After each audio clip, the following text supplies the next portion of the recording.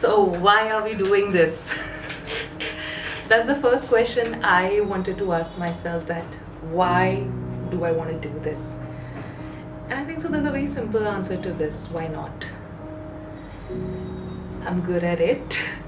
I have established something, if not a lot, definitely something. And I have a story which needs to be told. Need again is a different word, but I think so should be told.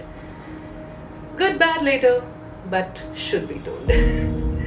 So here I am talking about myself, what I do, who I am, and why I do it.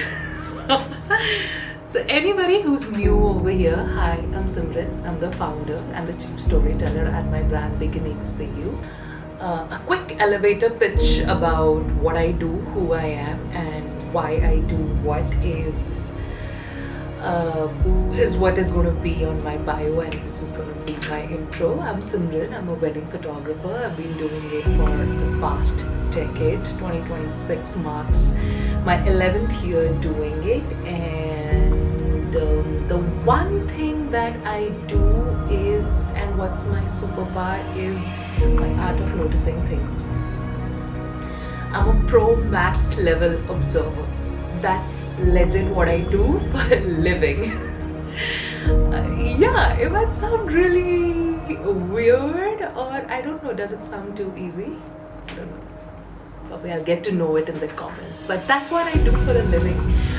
I'm a photographer, filmmaker, editor is something which is very different. But what I absolutely do for a living, and what is actually my superpower, is I notice things. Every time I cover a wedding, it must be very weird, and now when I'm saying it, it sounds more weirder. I don't remember the weddings that I shoot. I absolutely don't. Not because it wasn't important, but because I was just too busy trying to be a nobody over there. That's a strange thing about this job, when you do it well and when you really want to do it well. Doing it well is a very different secondary thing, right? But if you really want to do it well, you disappear. You don't see where you are, what you are, because you're just too busy doing it. You're too locked in doing it. So when I say that I don't remember your wedding, yes, that's a very true fact. And yet, it's the irony of the state is that, when I'm at a wedding, I will be pretty much in the same proximity of your closest family members, your friends, your cousins. Like, I will be there. Yet 6 months down the line, or in fact 6 days after the wedding, if you ask my couple, say, oh, do you remember where was Simran at this time? They won't. They will not remember me. And that's when I think so I've done my job well, where people just remember that, oh wow, this is what you shot, but they don't remember where you were when you were shooting it. So yeah, that's what I do. I notice and I disappear. I am that stranger you would want to be around. I will be there, yet you'll feel that I'm just I'm just like air moving around you, making you breathe, making you happy, and just giving you a relaxed atmosphere. That's what I do. Because that's what I think so really what noticing is, not interrupting, letting you be, being there, seeing how things unfold, and still not be there. People often ask me, how do you get the best candid pictures, or what's the secret sauce? We are very camera shy. How do we get good pictures done? And trust me, if I have to give a camera setting for that, there isn't. there is no camera setting, that, A mode, M mode, P mode, whatever. There's no candid mode in a camera for clicking pictures. There isn't any. It is just the person behind the camera that is actually the setting for clicking a candid picture. The secret has never been my camera. Never.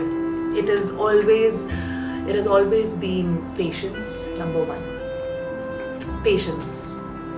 I never used to understand this because, as जैसे बड़े बुजुर्ग कहते हैं ना, बेटा patience.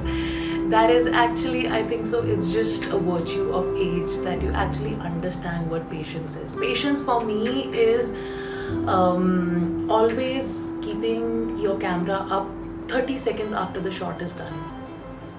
That's what patience is.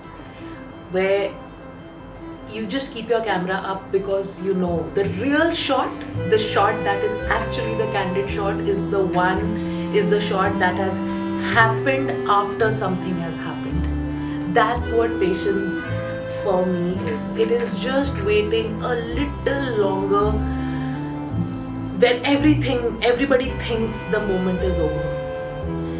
Because that's when, the real moment will happen. Because when the moment is happening, that's when the person who's also like in a wedding, when the real moment is happening, everybody is aware that, oh, this is going to happen, including the couple or the family members and everything, because for them that is the moment, right? But the real moment and the real expression comes when the moment has happened. Once the sindoor has happened, once the varmala has happened, once the ring pop has happened, that's when people actually take that 30 seconds to sometimes live that moment. Some of the best shots that I've had are people seeing their ring all to themselves, people just hugging each other when there is no camera around,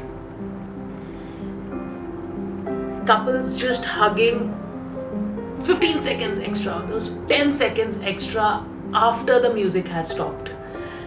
It is parents or mothers being in the room and standing in a corner and watching, their kids really grown up, and they know that nobody's seeing them, but somebody's seeing them. And they don't know about it. That's what I really feel is actually noticing and